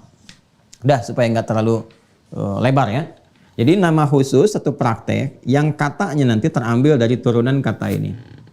Ya. Tawadda'a yatawadda'u. Jadi nanti ada wudu, ada wudu. Ya, wudu itu untuk airnya, ma yatawadda'u bihi, gitu kan? Wudu itu prakteknya. Kata ini berasal dari kata tawadda'a, yatawadda'u. Sudah? Asal kata ini asal dari awalnya ini kan dapat tambahan. Ya. Wazannya kan tafa'ala yatafa'alu. Kalau kita ngaji ilmu sharaf, kan? Jadi kata tafa'ala yatafa'alu, tawadda'a yatawadda'u. Nih. Ini dapat tambahan ta dengan tasydid. Karena akar kata dalam bahasa Arab yang paling dasar itu, yang paling dasar umumnya itu ada 3. Makanya dibuat formulasi namanya fa'ala untuk menunjukkan bahwa ini akar kata yang dasar. Ada fa'ala yaf'ilu, fa'ala yaf'alu, fa'ala yaf'ulu, itu turunannya, ya. Nggak apa-apa pusing sedikit tapi ikutin aja gitu ya. Nah, ini dasar tuh ini. Jadi kalau sudah mendapatkan ada lebih daripada 3 huruf, ya umumnya itu ada tambahan. Umumnya tambahan, walaupun ada nama-nama khusus. Nama-nama khusus tuh yang menggunakan 4 ada, tapi umumnya 3. Jadi kalau sudah pakai ta, udah ciri khas, udah pasti tambahan. Kalau ada tasdidnya udah pasti tambahan. Ya, fa'ala yuf'ilu, ya hassana yuhassinu, tahsin, karrama yukarrimu, takrim. Asalnya dari 3 huruf. Hasuna, karuma, ini pun asalnya 3 huruf. Ya, cuma nanti dapat tambahan tak dengan tasdid. Nah, jadi ini kalau kita mau turunkan lagi, asal utamanya, ya, itu dari kata dha'a. Ini seperti ini. Kan? Dha'a. Taknya tambahan. Ini. Tasdidnya tambahan. Tersisa ini wawu dengan hamzah. Kalau hamzah kan huruf hidup. Ya, alif ini huruf mati. Ya, alif mati ini di sini. Wawu juga mati. Tadi seperti koma, ini kan sebenarnya qawama. Wawunya nggak bisa menerima harakat, ya. Karena fathah harus disesuaikan, ganti jadi alif. Ini pun sama. Dodnya harakatnya fathah. Wawu nggak bisa menyesuaikan, ganti jadi alif. Dha'a. Ini asal katanya. Awas, penting sekali. Saya turunkan dulu. Jadi kalau mau cepatnya begini. Dari sini wudu, kalau ke derivasi kata kerjanya dari tawadda, asal kata ini dari dha. Awas ya. Dan asal ini, alif ini, asalnya wawu. Kenapa penting saya turunkan ini? Untuk menunjukkan keterkaitannya. Nah, ini bisa dimunculkan lagi nanti ketika masuk kepada masdar derivasi ketiga. Ya. Jadi wawunya muncul lagi jadi dau. Nih dauun. Ada tanwinnya, dauun. Kalau sudah tanwin ke kata benda. Kalau ini kan kata kerja, dha'a, kan? Kalau yang ini tawadda'a pakai tambah ta, pakai tasdid. Tawadda'a ya tawadda'u. Jadi kalau saya mengatakan ana tawadda', saya mau wudu dulu nih. Tapi asal kata tawadda' ini dasarnya dha'a. Ya, sifatnya dau. Kalau mau ditambahkan misalnya pakai hamzah bisa, adha'a bisa, adha'a. Ya, ini pakai hamzah. Ini kan yang pakai ta. Pakai hamzah bisa. Adha'a. Yudhi'u. Bisa. Saya ingin tunjukkan gini, dari kata dasar doa ini bisa tambah satu pakai hamzah jadi al-doa, bisa. Pakai ta dengan tasdid jadi tawad-doa, bisa. Tapi perhatikan baik-baik, ini yang mahal ilmunya, ini mahal sekali. Harus terbang 24 jam, bolak-balik 42 jam. Itu belum karantina. Kalau tambah karantina bisa sebulan perjalanan. Kalau tambah belajar bisa 4 tahun gitu kan. Ini yang mahal nih. Kaidahnya berbunyi ziyadatul mabna tadullu ala ziyadatil ma'na. Kalau ada kata dasar infinitif mendapatkan penambahan huruf baik di awal, tengah-tengah sisipan seperti tasdid ini, maka ini akan berpengaruh kepada perluasan makna. Bertambahnya huruf berpengaruh pada bertambahnya makna. Perhatikan, doa sendiri asalnya sinar. Sinar. Pelan-pelan, cahaya. Sinar yang memancarkan cahaya. Baik itu sifatnya yang bersifat materi yang terasa kan? Ya, kalau sinar kan kalau terlalu terang nggak bisa dilihat. Tapi pancarannya bisa terlihat pantulan-pantulannya. Ini karena ada cahaya, ada sinar terlihat benda-benda sekitaran kita. Secara optik memantulkan kepada kita, menunjukkan benda-benda tercitra dalam pandangan kita. Itu kan? Matahari itu kan bukan nggak ada sinarnya, tapi saking terangnya nggak kelihatan. Ya, jelas ya? Ini. Pelan-pelan. Sudah? Nah, kemudian di mana kita temukan misalnya saat Allah menyifati matahari yang memiliki cahaya yang bersinar. Jadi bukan memantulkan cahaya tapi memiliki sinar langsung, kan? Di Quran surah Yunus surah 10 ayat yang kelima. Quran surah ke-10 ayat 5. Ini yang bersifat materi yang terasakan. Huwallazi ja'ala syamsa diya'a. Diya itu ini dari kata dau asalnya. Nih. Dau'un. Dari kata dau jadi diya untuk menunjukkan sinar yang kuat, yang terang. Jadi kalau semakin kuat, semakin terang, semakin kencang berubah dari kata dau menjadi diya'un. Ya, diyaul haq, kebenaran yang terpancar terang sehingga tak bisa ditolak lagi. Ya, ini. Huwallazi ja'ala syamsa diya'a wal qamara nura. Dialah Allah Subhanahu wa taala yang menjadikan matahari mentari bersinar, ada cahayanya, sedangkan rembulan memantulkan cahaya. Tuh, coba di Al-Qur'an tuh, ya ada kalimat matahari bersinar, bulan memantulkan cahaya. Ya kan? Maksud saya yang dimaksudkan di kitab-kitab suci ya, yang langsung menyampaikan dan itu dibuktikan secara ilmiah. Lihat sini baik-baik. Ini dia. Ini pancaran cahaya yang sifatnya memiliki sinar-sinar yang terang. Bisa juga sifatnya metafor. Metafor, jadi bisa langsung, ya langsung ada cahaya-cahaya gitu kan, kelihat ini, ya pantulan-pantulannya dicitrakan secara optik. Ada yang sifatnya metafor, kiasan. Ya, maksudnya apa? Maksudnya terlihat kebersihan, aura kebaikannya, kemuliaannya, sehingga seakan-akan ada cahaya, gitu kan, dalam dirinya. Kan Anda pernah sering mengatakan dengan kata-kata metafornya, Masya Allah, wajahnya begitu bercahaya, ya kan? Nah, yang dimaksudkan bukan mengeluarkan cahaya saat mati lampu kelihatan sinar, tidak. Ya, tapi yang dimaksudkan ada aura-aura positif, aura kebaikan. Yang dalam bahasa Arab itu disebut dengan husnun, biasanya husnul wajhi. Husnun. Ya, husnun. Ya, pernah mengungkapkan kan? Masya Allah, beliau tuh wajahnya bercahaya. Atau perilakunya menghadirkan cahaya. Ada aura yang tampak, aura kebaikan. Itu disebut husnun namanya. Ya, husnul wajhi, wajahnya bagus. Ya, bukan hanya secara fisikal, tapi ada nilai-nilai yang kalau kita tatap itu meneduhkan. Ingat ke akhirat, ingat pada kebaikan. Nah, itu, ya, ada cahaya-cahaya yang tampak. Awas, awas, pelan-pelan, pelan-pelan sekali. Ingat ya? Baik, ini baru tinjauan bahasa ya, tinjauan bahasa. Ini kalau menggunakan kata dau dari akarnya nih. Adha'a, ya, kemudian dau, adha'a, ya kan? Ini sudah menunjuk pada cahaya. Kemudian adha'a mengandung makna juga husnun. Kalau kita tambah ini dha'a, ya kan? Cahaya. Adha'a bercahaya, memberikan cahaya atau memberikan dampak-dampak kebaikan.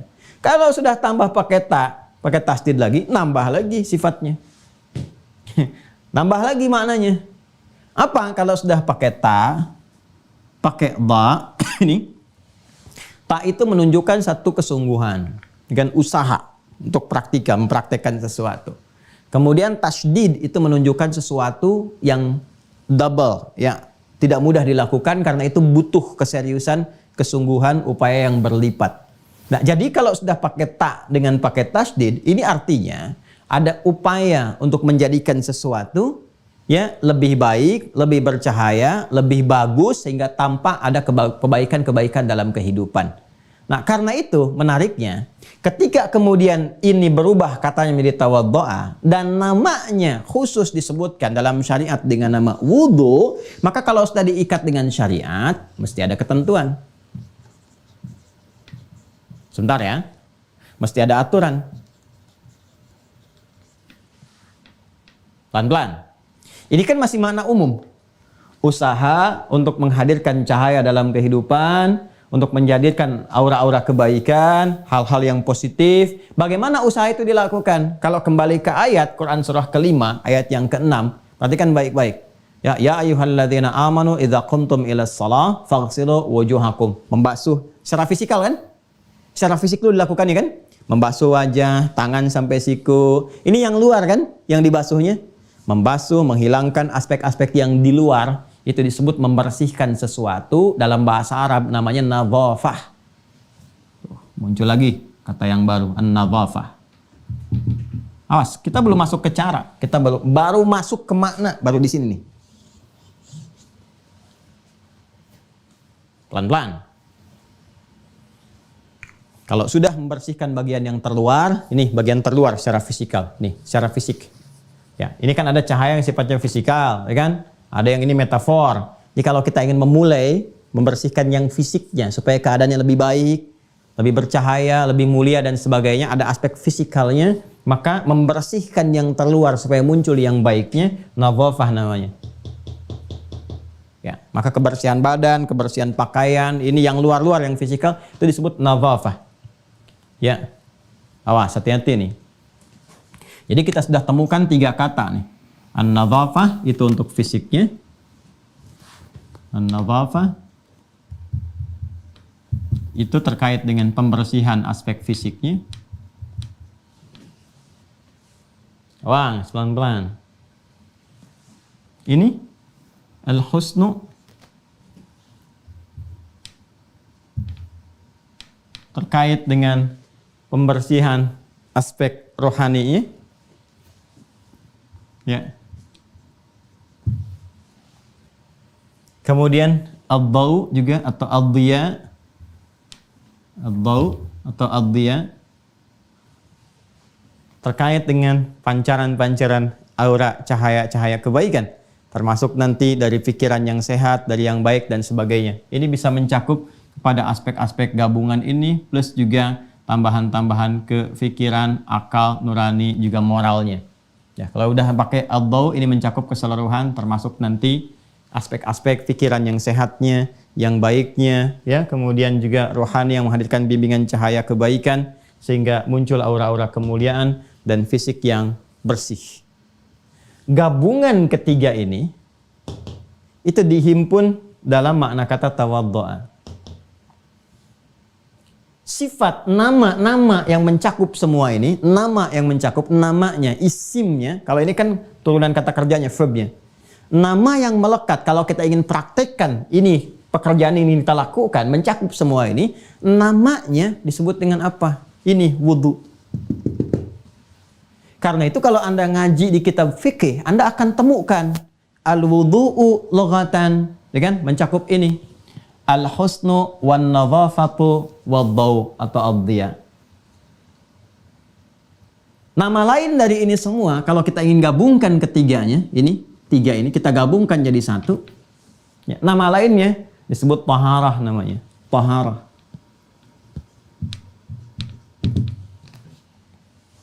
Jadi dalam taharah itu nanti ada nadhafah, membersihkan luarnya. Kemudian ada proses husnu wad-dau, ada membersihkan bagian dalamnya. Di taharah itu sudah lebih dalam daripada nadhafah. Kalau nadhafah cuma luarnya aja. Ya, membersihkan bagian-bagian luar. Tapi kalau sudah taharah, membersihkan dalamnya juga. Awas ya, membersihkan apa? Dalamnya juga. Ya, penting ini karena kenapa? Ada orang yang luarnya bersih, bagus. Bahkan pakai jas, pakai dasi, pakai macam-macam. Cuman karena pikirannya nggak bagus, nggak ada cahaya di pikirannya. Hatinya nggak bagus, nggak ada aura kebaikan di hatinya. Ya mencuri juga. Kadang-kadang mencurinya lebih banyak. Ya kan? Makanya orang-orang yang berdasi, yang berjas dan sebagainya ketika mencuri biasanya lebih banyak dibandingkan dengan orang-orang yang ya melakukan kesalahan yang serupa sama-sama mencuri tapi nilainya lebih kecil. Silahkan cek. Kenapa? Karena boleh jadi bersih luarnya tapi kotor dalamnya. Ya, nadhafah luarnya bisa bersih tapi dalamnya belum tentu suci. Kalau kita ingin menyatukan bersih luar dalam, ini taharah namanya. Praktek taharah itu ya ketika dipraktekkan dengan ini terkait dengan sholat, penyiapan awal ibadah sholat diberikan nama khusus dalam syariat untuk membedakan dengan yang lain-lainnya. Karena taharah itu baru umum sifatnya. Ya, baru umum, mensucikan dalamnya, membersihkan luarnya. Itu taharah cakupannya, mencakup 3 ini. Kalau kita ingin berikan nama spesifik, ini apa namanya? Ya, taharahnya apa namanya? Kan nama umum. Insan itu umum manusia. Yang laki-laki ada nama khususnya, rajul, perempuan, mar'ah. Ya, jelas. Ini juga sama. Taharah itu nama umum mencakup 3 makna ini. Sekarang saya akan kerjakan ibadah yang mendapatkan taharah. Fungsinya untuk taharah. Apa itu? Beri nama dengan wudhu. Makanya ketika ayat wudhu disampaikan oleh Al-Quran untuk masuk ke teknis, ujungnya ditutup dengan kalimat semua wudhu ini kata Allah, aku syariatkan. Bukan ingin memberikan beban, tapi supaya kamu dapat taharah dulu sebelum sholat. Bagaimana bisa sholat kalau badannya kotor? Bagaimana bisa menghadap Allah kalau hatinya nggak bersih? Apa nggak malu menghadap Allah masih ada suudzon, masih ada iri hati, masih ada dendam? Makanya kalau wudunya benar, ini suci dulu hatinya supaya menghadap Allahnya bersih, nggak ada kotoran di pikirannya. Ya, bagaimana bisa sholat pikirannya masih kotor, prasangka buruk ya pada Allah, pada orang lain, masih ada iri hati? Apa nggak malu sholat membawa iri hati? Dan apa nggak malu membawa kotoran dan sebagainya? Anda nggak ada pimpinan aja supaya bisa diterima baik. Coba bayangkan, ada dandan yang rapi, yang bagus, berprasangka baik, wawancaranya tuh kalimatnya ditata yang bagus-bagus, pikirannya dibersihkan, ditanya tuh jawabannya bagus-bagus. Sekarang menghadap pada yang maha kuasa, maha segalanya. Karena itu, di Quran surah kelima Al-Ma'idah, ayat yang ke-6, lihat ujung ayatnya. Lihat ujung ayatnya. Ma yuridullahu liyaj'ala 'alaikum min haraj. Aku syariatkan wudhu ini, kata Allah, bukan bermaksud ingin memberikan beban kepada kalian, bukan ingin menyulitkan. Kenapa sih harus wudhu dulu? Sholat kan tinggal sholat saja. Bukan, kata Allah. Walakin liyutahhirakum. Ini. Liyutahhirakum. Tahara yutahhiru. Tathiran. Ya, isimnya disebut tahara. Tujuan disyariatkannya wudhu itu, kata Allah, untuk mentahharahkan kalian. Litathhirikum. Tathhiri abdanikum. Wa tathhiri qulubikum. Ya, wa tathhiri akhlanikum. Jadi untuk menyucikan dulu supaya bersih luarnya, suci dalamnya. Kalau sudah dalamnya itu bersih, luarnya bersih, di bawah sholatnya mengantarkan ke khusyuk mudah. Tinggal dikasih iqamat, Allahu Akbar, Allahu Akbar. Karena sudah bersih, konektivitas langsung kuat. Makanya saat takbir itu sudah khusyuk. Udah buang urusan dunia ke belakang, gampang. Tapi kalau ininya nggak benar, belum bersih badannya, dalamnya belum bersih, pikirannya belum baik, belum nyambung, dibawa ke sholat susah dapat khusyuknya. Itu hikmahnya. Jadi kalau kita paham wudhu itu untuk menyiapkan kondisi keadaan diri kita supaya sempurna saat di bawah sholat, nggak akan main-main wudhunya. Dan fungsi wudhu ini bukan sekedar nadhafah, ini taharah. Jadi bukan cuma basuh selesai, tidak. Ada bagian terdalam dalam tangan ini yang harus dibersihkan. Ada bagian terdalam di kepala ini yang harus dibersihkan. Ini taharah. Sehingga muncul sifat husnun, sifat bau dan sebagainya. Makanya kalau orang wudhunya benar, cahaya-cahaya ini akan hadir, kata Rasulullah. Rasulullah sendiri yang menyampaikan. Akan hadir bahkan saat di hari kiamat. Memberikan tanda, pancaran-pancarannya. Bukti bahwa dia benar berwudhu. Ada. Di Al-Bukhari. Hadis riwayat Al-Bukhari. Hadis riwayat Al-Bukhari. Topik atau kitab yang keempat. Subtopik yang pertama. Hadisnya. Di sub ini nomor yang kedua, di urutan hadisnya nomor 136. Ya, nanti kita buka. Rawinya Abu Hurairah. Abu Hurairah. Ya. tentang kaitan wudu dengan cahaya saat di akhirat kelak. Kitabul wudu. Jelas ya? Subtopik pertama kan Badul Wahyi, kitab tentang dimulainya wahyu. Yang kedua tentang iman, kan? Kitabul iman. Yang ketiga tentang kitabul ilmi, tentang ilmu. Yang keempat kitabul wudu. Ya. Sudah, topik yang keempat, subtopik yang pertama, hadis nomor 136, riwayatnya rawinya sahabat Abu Hurairah. Sepertinya gampangnya diikutin aja sih ya. Kalau thiqah tinggal diikutin gitu. Cuma kadang-kadang kan orang pengen ngecek. Ya. Ayo cek aja deh supaya ketahuan. Sahih Al-Bukhari. Bismillah. Al-Bukhari. Di kitab ini ya. Nah, kalau sama kitab dengan saya halaman 44. Bismillah.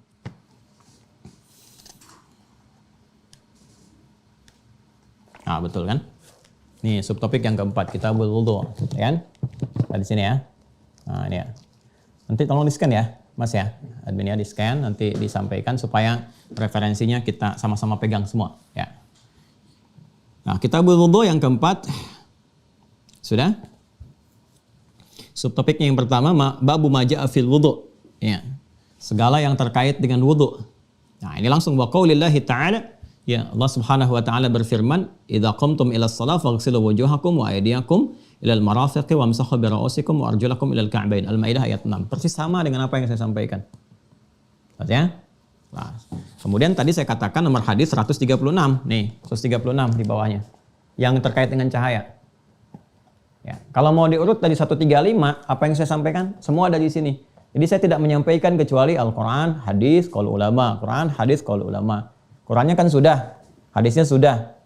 Tadi saya penjelasan sudah saya sampaikan. Masih ingat saya katakan kan?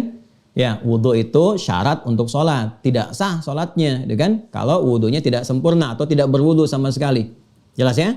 Hadisnya dari mana? Nih, yang 135-nya. Bahkan langsung jelas. Babun la tuqbalu sholatun bi ghairi tuhurin. Ya, bab. Tidak diterima sholat itu tanpa adanya tuhur, taharah, wudhu. Ya, hadisnya apa? Qala al-Imam al-Bukhari haddatsana Ishaq bin Ibrahim al-Hanzali qala akhbarana Abdul Razzaq qala akhbarana Ma'mar an Hammam ibnu Munabbah annahu sami'a Abu Hurairah yaqulu qala Rasulullah sallallahu alaihi wasallam la tuqbalu salatu man ahdatha hatta yatawadda. Kan? Rasulullah SAW bersabda, kan? Tidak diterima salat seseorang yang masih punya hadas, punya kotoran. Hatta yatawadda, sampai dia wudu. Artinya kalau wudunya tidak benar atau tidak wudu sama sekali, ya sholatnya tidak sah, nggak diterima. Jelas ya? Itu yang tadi saya sampaikan dalilnya ini. Sekarang yang terkait kaitan dengan cahaya. Tadi saya katakan nomor hadis 136. Nih kita baca nomor 136. Qala al-Imam al-Bukhari, ya kan? Bab fadlil wudu wal ghurul muhajjalun min atharil wudu. Bab pembahasan tentang keutamaan wudu dan cahaya ghurul muhajjalun. Cahaya khusus spesifik dari bekas-bekas wudu. Ya, langsung qala haddatsana Yahya ibn Bukair qala haddatsana Al-Laits an Khalid an Sa'id bin Abi Hilal an Nu'aim al-Mujmir qala ya raqitu ma'a Abi Hurairah radhiyallahu ta'ala anhu ya ala dhahril masjid fatawadda faqala, perhatikan kata Abu Hurairah, inni sami'tu an-nabiyya sallallahu alaihi wasallam. Jadi ketika sahabat Abu Hurairah itu kemudian sedang berwudu, beliau menyampaikan hadis. Ya, saat akan berwudu, beliau kemudian selesai, ya wudunya selesai, fatawadda, begitu selesai tawadda itu selesai wudu. Tadi saya katakan, ya tawaddu ayat tawaddu. Jadi saya kata-kata pun saya ambil dari hadis juga. Ya, fatawadda, maka ketika sedang berwudu, telah selesai wudu, beliau berkata, menyampaikan hadis. Apa kata beliau? Inni sami'tu an-nabiyya sallallahu alaihi wasallam yaqul, saya mendengar Nabi SAW pernah bersabda, inna ummati yud'auna yawmal qiyamati ghurran muhajjalina min atharil wudu'. Sungguh umatku itu akan dipanggil mereka semua di hari kiamat ghurran muhajjalin, punya cahaya khusus. Ya, Anda tahu nggak ini? Pernah lihat kuda nggak? Pernah ya? Ya, kuda yang bagus itu kan kadang suka ada ini putih-putih tuh ya di keningnya itu. Kalau ada kuda coklat kan ada hitam terus ada putihnya itu kening. Nah, itu ghurrah namanya. Ghurrah diambil dalam bahasa Indonesia gurat, satu guratan gitu kan, ada tanda itu putih. Ini kan kalau kelihatan hitam terus ada putihnya, dia yang mencolok kan, ya yang terlihat mencolok, yang terlihat langsung gitu. Masya Allah tuh bagus tuh, ada ininya putihnya, ya di hitam atau kuda coklat terus di sini ada putih tandanya. Itu ghurral muhajjalin namanya, tanda spesifik yang nampak dari sesuatu. Nah, umat Nabi Muhammad itu saat di yaumil hisab nanti di hari kiamat, saat akan dihisab, itu kelihatan ketika dipanggil. Inna ummati yud'auna ghurral muhajjalin. Sungguh semua umatku itu ketika dipanggil akan nampak keluar, itu ada cahayanya, kelihatan. Jadi umat Nabi Muhammad itu gampang dikenali. Gampang dikenali. Nabi pun sudah tahu. Jadi kita akan melihat sama-sama akan kelihatan ya umat Nabi Muhammad. Ada spesifik tandanya. Apa tandanya? Min atharil wudu, ada cahayanya spesifik disebutkan. Bahkan nama cahaya disebutkan ghural muhajjalin. Ada cahaya spesifik yang tampak. Dari apa? Min atharil wudu, dari bekas wudunya. Dari bekas wudunya, ya. Faman istata'a minkum an yutila gharatahu falyaf'al. Maka siapa yang bisa menyempurnakan cahayanya itu, menguatkannya, maka sempurnakan kata Nabi. Ya, maka ini yang saya katakan. Jadi secara metafor pun ada dalil hadisnya. Ya, makanya saya pernah sampaikan, ada ulama yang mengatakan ada keterkaitan erat wudu dengan kata bau. Ya, itu dulu saya pernah menyampaikan ini di soal, begitu saya bahas pakai buku pada diam. Gitu ya. Nah, jadi maksud saya kalau menyampaikan sesuatu kita harus punya dasar gitu. Dasar yang jelasnya, ada kajian kebahasaannya, ada penunjang dalilnya. Ya, ada juga nanti pendapat ulama-ulama yang menyertainya dan turunan-turunannya. Jadi ini yang dimaksudkan. Jadi kalau orang-orang benar berwudu itu seharusnya pertama dia bersih keadaannya. Maka orang berwudu itu bersih. Ya bersih. Nanti pokok-pokok dalam tubuhnya itu bersih. Kan ada pokok. Pokok tubuh itu pokok yang digunakan untuk berinteraksi. Wajah kan dipakai untuk berinteraksi. Ya. Kemudian tangan dipakai berinteraksi. Telinga, coba lihat. Mulut, sampai ke kaki kan. Coba kalau kita jujur, silahkan dicek. Pernah nggak kita mengecek begini? Sebetulnya yang dibasuh ini saat wudu ataupun yang diusap. Coba lihat. Bukankah itu semua pokok-pokok bagian tubuh yang digunakan interaksi secara luar? Ya. Jari sampai tangan, sini sampai siku. Kemudian ini kepala yang mencakup mata, telinga, mulut. Ya, sampai ke ujung kaki. Ya itu kan yang biasa kita gunakan. Dan orang umat Islam tuh menggunakan sesuatu ketika berinteraksi. Bersih itu. Karena ada nadhafahnya. Kalau dipakai wudu 5 kali loh. Paling minimal, paling standar. Apalagi yang biasa jaga wudu. Harusnya bersih itu. Kemudian yang kedua, punya sifat husnun. Ya, wadau. Ada pancaran cahaya kebaikannya. Harusnya baik. Jadi orang berwudu itu, maaf ya, orang berwudu itu bukan sekedar bersih luarnya. Tapi bagian dalam yang menyertai fungsi-fungsi fisikal ini pun bersih, suci. Makanya kalau orang benar wudunya, itu bukan cuma wajahnya yang bersih, tapi ada cahaya kebaikan. Yang makna metafornya, sifat-sifat baik itu nampak di wajah. Apa di antaranya? Telinga karena sering dibasuh, fisik luarnya bagus, tapi juga fungsinya bagus. Mendengarnya yang baik-baik. Ya kan? Mata melihatnya yang baik-baik. Mulut dikumur-kumur kan yang kotornya keluar secara fisikal. Itu baru nadhafah. Tapi wudu kan bukan nadhafah saja, dia taharah. Maka bukan sekedar membersihkan yang di luar secara fisikal, tapi fungsi mulut pun jadi bersih, jadi suci. Kalau mulut itu suci, bersih fungsinya, maka tidak akan keluar pulsa-pulsa yang kotor. Ya, celaan-celaan, makian dan sebagainya, nggak akan keluar itu. Kenapa? Karena wudu.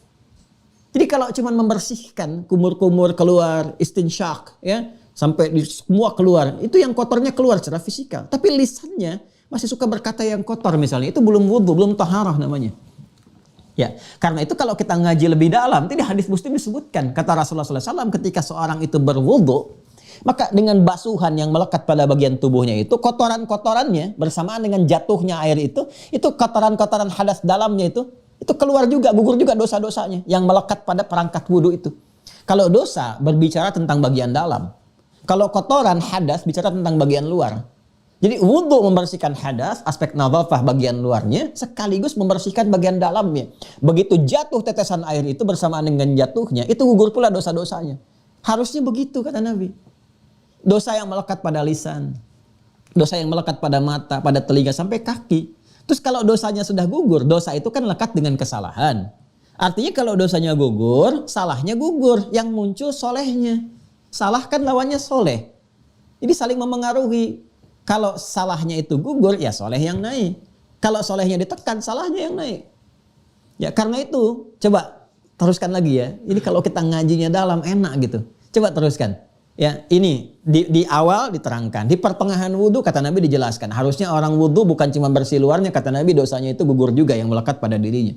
Kemudian yang paling menarik apa? Setelah selesai wudu pun kan kita berdoa kan? Coba masih ingat gak doanya? Pertama mengonfirmasi iman. Awas, mengonfirmasi iman. Karena wudu bagian dari iman. Kan panggilannya iman. Ya ayyuhalladzina amanu. Maka konfirmasi dulu imannya. Masih ingat iman itu apa? Konfirmasinya syahadat kan? Konfirmasi iman itu syahadat. Asyhadu an la ilaha illallah. Wa asyhadu anna muhammadar rasulullah. SAW. Ingat ya? Itu syahadat kan? Setelah itu apa? Allahumma ja'alni minat tawwabina waj'alni minal mutatahhirin. Ya kan? Kalau kita mau mintakan lebih, waj'alni min ibadikas shalihin. Ya. Perhatikan, Allahumma ja'alni minat tawwabin. Ya Allah, mohon jadikan setelah bersyahadat, ya kita katakan, ya Allah, mohon jadikan aku termasuk orang taubat. Tawwabin itu kan jamak dari tawwab. Ya Allah, mohon jadikan aku termasuk orang taubat. Sekarang apa hubungannya wudu dengan taubat? Kok bisa baru selesai wudu, tapi doanya doa taubat? Ini coba deh, sampai pahami ke situ. Jangan-jangan selama ini dibacakan, tapi kita nggak pahami. Bukan kita, maaf, tapi nggak dipahami isinya. Ya? Allahumma ja'alni minat tawwabin. Ya Allah, mohon jadikan aku termasuk orang taubat. Disebut taubat itu kan kalau mengakui kesalahan, menyesalinya, dan berjanji tidak mengulangi. Jadi dalam wudhu itu ada proses taubat. Sedangkan taubat itu adalah pendidikan rohani yang mengarahkan yang sayyi menjadi hasan, husnun. Su menjadi husnun. Ini. Jadi proses taubat itu larinya ke sini. Allahumma ja'alni minat tawwabin. Ya Allah, mohon jadikan aku termasuk orang yang taubat. Ke sini arahnya. Jadi saat wudhu itu bukan cuma membasuh, tapi ada proses menghadirkan sifat husnun. Karena itu ulama mengatakan al-husnu wan nadhafatu, sehingga melahirkan cahaya, daun. Itu ghural muhajjalin. Itu konsepsi dasarnya. Ya karena itu orang-orang yang wudunya benar bukan sekedar membasuh, tapi ada tuntunan nanti. Ya, coba deh kalau mau lebih jeli lagi nanti saat masuk prakteknya. Ya, wajah tuh yang di mana yang dimasuh, ya yang dibasuh kenapa itu?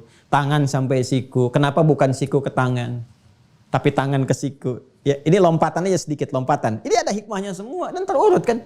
Kan ini yang kita pelajari, makna, cara, hikmah. Ya, coba lihat tuh. Kenapa tangan sampai siku?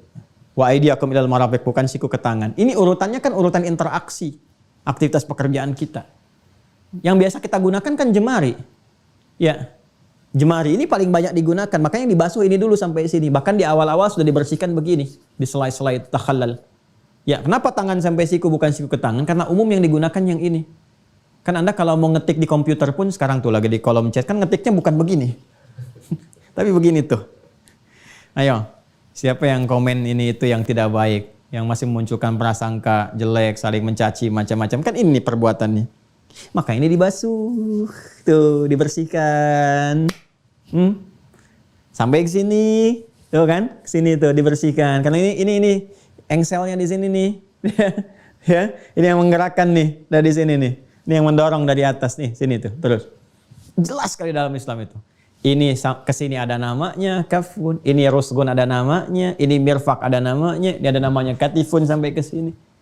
Dan semua spesifik. Ini nih. Jadi kalau wudunya benar, bersih tangan nih bersih tuh. Tuh, ya. Ya, jadi hand sanitizer alami itu wudu tuh, udah selesai tuh. Ya, peduli lindungi pada tanganmu, peduli duniamu dan lindungi akhiratmu. Itu aktifkan aktivasi wudunya dengan baik tuh. Coba ini kalau benar ini bukan cuma bersih luarnya, tapi ini suci toharah dari sifat-sifat buruk yang menyertainya. Nggak ada ini ngetik yang jelek-jelek lagi, nulis yang buruk, yang baik-baik gitu. Lisan bicara, mata melihat sampai ke ujung kaki. Demi Allah saya katakan, kalau umat Islam benar-benar mempraktekkan sinyal imannya, wudu yang benar aja, baik semua kehidupan itu. Baik. Karena spiritnya itu. Makanya kalau sudah suci dalamnya, bersih luarnya, nikmat bertambah. Nikmat bertambah. Nikmat mata itu kan ketika digunakan pada yang baik, terasa enaknya. Lisan, kalau biasa bicara yang baik itu terasa nikmatnya. Punya lisan itu ya, Allah titipkan. Ya, semua kalau digunakan pada yang baik itu terasa nikmatnya. Makanya ketika Allah tutup ayat wudu itu, Allah jelaskan. Aku mintakan kalian wudu itu untuk menyucikan diri kalian, membersihkan dan menambah nikmat kepada kalian. Ya, waliyutimma ni'matahu 'alaikum, dan menambahkan, menyempurnakan nikmat Allah kepada kalian. La'allakum tashkurun. Setelah menyadari, baru kalian bersyukur. Ternyata itu manfaat wudu. Akhirnya nggak mau lepas wudu, bukan cuma untuk sholat, batal wudu, wudu lagi, batal wudu, wudu lagi, batal wudu lagi. Tuh. Harusnya begitu kan? Ya kan? Ya, makanya ada orang-orang nggak mau lepas wudu aja dia. Ya, itu yang luar biasa, pertahankan wudu. Dan ada orang dari Isya sampai ke subuh itu nggak batal-batal wudunya. Ada. Ya, Imam Abu Hanifah 40 tahun punya kebiasaan itu.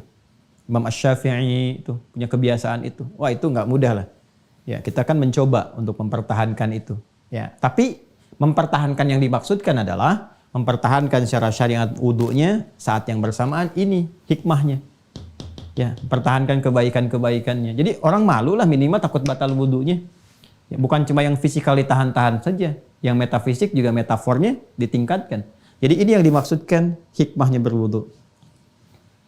Ya, jadi wudu itu hikmahnya selain menghadirkan kebersihan bagian luarnya secara fisikal, juga menghadirkan kesucian dalamnya. Ya, ini secara kiasan sehingga di akhirat muncul cahaya-cahaya itu, cahaya kebaikannya. Jadi wujudnya begitu berupa pahala, makanya ada kaitannya. Orang wudu kan bertobat tuh, jadi baik, ada pahala. Nah ini yang biasa dipakai jadi baik itu, ini cahayanya. Cahaya itu yang nampak nanti secara fisikal saat di akhirat. Karena hasil dari wudunya ada. Bukan cuma basuh-basuhnya. Bukan cuma basuh-basuhnya. Ya, tapi dari basuhan ini bertransformasi kepada taharah, kebaikan fungsinya. Ketika fungsinya secara fungsional bagus, ini yang melahirkan cahaya di hari kiamat. Tuh Masya Allah mata Nabi Muhammad. Di wajahnya ada cahaya, tangannya ada cahaya, kakinya ada cahaya. Ya, karena hasil dari kebaikan itu gharal muhajjalin. Inna ummati yud'auna yaumal qiyamati gharal muhajjalin min atharil wudu'. Ya. Wa man istata'a an yutila gharatahu falyaf'al. Itu diriwayatkan oleh Imam Al-Bukhari di sahabat Abu Hurairah. Ini hikmahnya. Ini maknanya. Sekarang sudah berapa banyak orang yang berwudu yang memahami dan mengamalkan ini. Makanya berlatih. Kalau sudah wudu, ini tahan. Mau bicara yang kotor, wudu. Ya, melihat yang tidak baik, palingkan, berwudu sampai ke ujung kaki. Jadi itulah umat mutawaddi. Karena itu orang Arab menyebutkan orang-orang yang baik pandangannya, ya ada aura-aura kebaikan, ya husnun, ya dan menghadirkan satu aura yang mulia, bagus, ada cahaya-cahayanya. Itu orang Arab menyebutnya dengan wadi al-wajhi. Wadi al-wajhi. Ya, kalau Anda buka kamus-kamus itu ya, bahasa Arab itu Anda temukan ada kata wadi al-wajhi. Ya.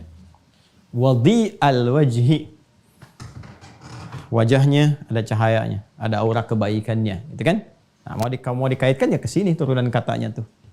Ya, wadhi'un seakar dengan kata ini, dau dari dau'un ke sini ke tawadhu ke wudu deh pada puncaknya. Nah, sekarang apakah semua orang berwudu akan mendapatkan nilai-nilai kebaikan tadi dari sifat taharahnya? Belum tentu kalau tidak benar caranya. Karena itu dengan menyempurnakan cara sesuai ditunjukkan oleh Al-Quran, dijelaskan oleh Nabi SAW, disampaikan kepada kita oleh para ulama, maka berpotensi mendapatkan makna-makna yang diterangkan tadi, hikmah-hikmah yang dijelaskan tadi, kan? Sehingga dengan itu kita merasakan kesempurnaan dari proses pemantapan sebelum sholat secara fisiknya bersih, akal pikirannya juga sudah segar, rohaninya juga sudah kuat dan siap dibawa untuk sholat. Pertanyaannya, bagaimana cara nih wudu yang dimaksudkan? Seperti apa kita memprosesnya dari awal sampai akhirnya sehingga merasakan kenikmatan-kenikmatan yang tadi diisyaratkan. Itu bahasan kita di pertemuan berikutnya. Saya ingin kita memahami dasarnya dulu sehingga dengan pemahaman dasar ini jadi mengerti kita mengapa kita harus berwudu dengan sempurna sehingga tidak terjadi lagi alih-alih kepala yang dibasuh, rambut yang diutak-atik, kan?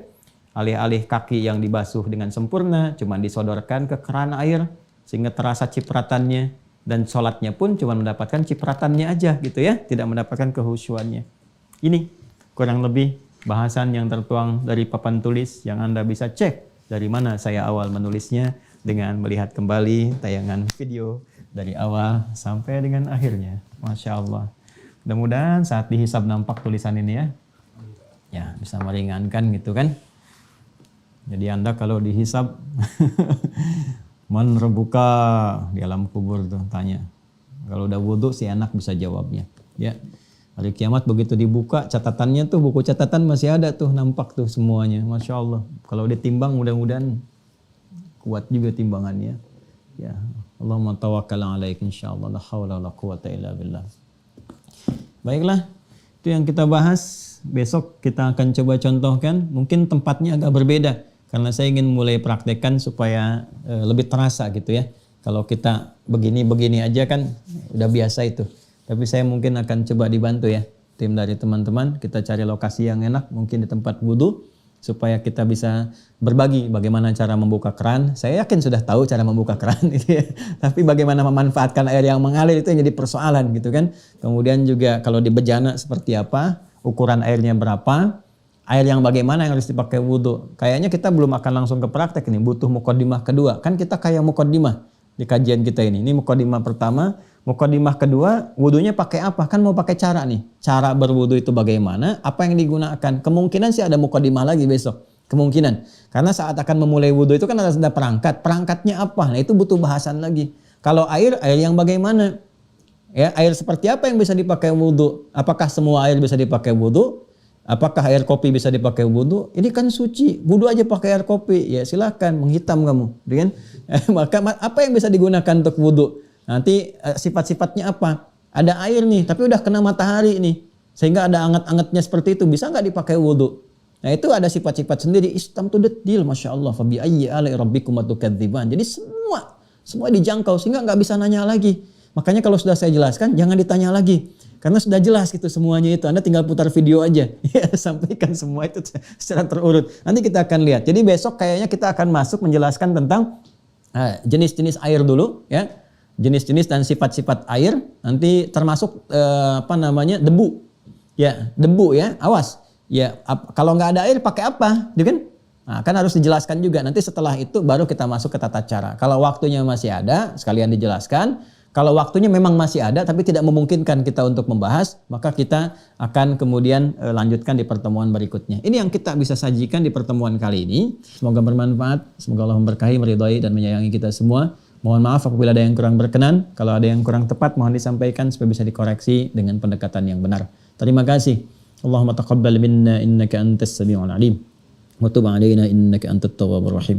Allahumma ja'alna muqimis salah min dzurriyyatina ya arhamar rahimin waj'alna min atba'i sayyidina Muhammad sallallahu alaihi wasallam wa min ummatihi al-ghurril muhajjalin. Allahumma ya arhamar rahimin ij'alna minal mutawaddi'in at-tawwabin waj'alna min ibadikas salihin. Wa sallallahu ala sayyidina Muhammad wa ala alihi wa sahbihi ajma'in bi rahmatika rabbana atina fid dunya hasanah wa fil akhirati hasanah wa qina adzabannar. Wa akhiru da'wana subhanakallahumma wa bihamdika nashhadu an la ilaha illa anta nastaghfiruka wa natubu ilaik. Alhamdulillahirabbil alamin. Assalamualaikum warahmatullahi wabarakatuh.